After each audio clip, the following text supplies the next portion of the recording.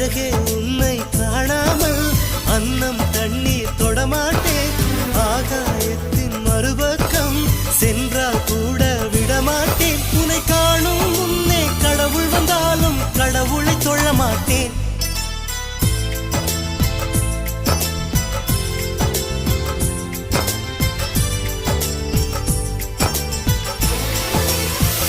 எங்கோ ஓர் சாலை வளைவில் உன் பிம்பம் தொலைந்ததடி.